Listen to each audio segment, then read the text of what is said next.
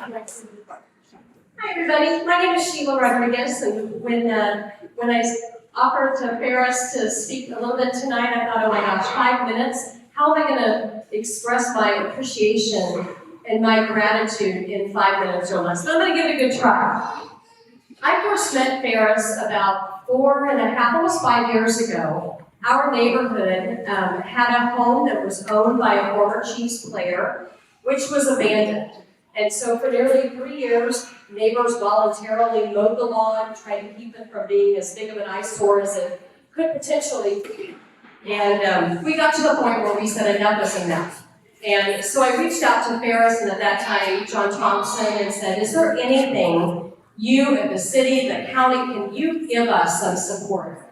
And not only was he incredibly responsive, he met us at the house later that day, walked through the property with us, and then later pulled in city officials. Our Johnson County Commissioner, Janae, came over, and before long we had a news crew and we had a team formed that would make a resolution and take care of this eyesore, for lack of a better word.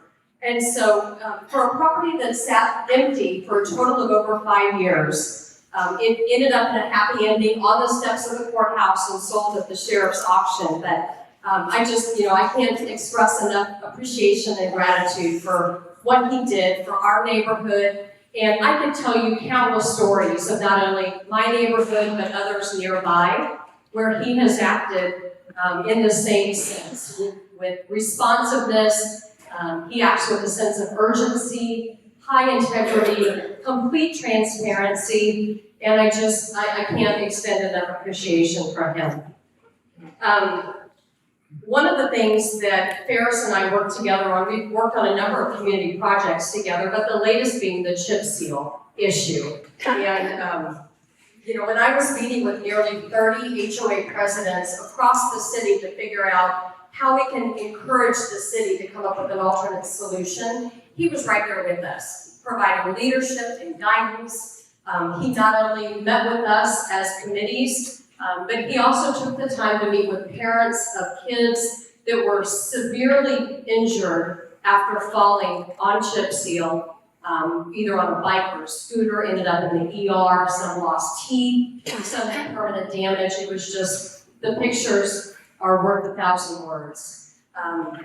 Other than that, it was meeting with residents who had extensive car repairs because chips were lodged in the brake systems or their tires. So that's just one of the many community projects that he and I have worked on.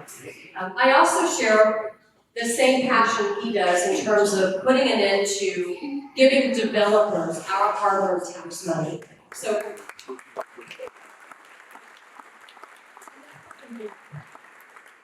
he is 60 plus years old, as successful, and has experienced as much growth as we have. We don't need to pay anybody else to come, and we certainly don't need any more apartments or storage units. Anything that's going to continue to tax our first responders and other community services, enough is enough. So thank you for the fight against that.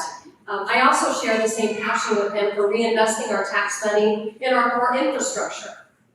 And creating the vision for our future. So again, thank you, Faris. Keep fighting the good fight. I appreciate everything that you've done for our neighborhood, for Ward 5, and for all the residents of Overland Park. Yeah. Thank you.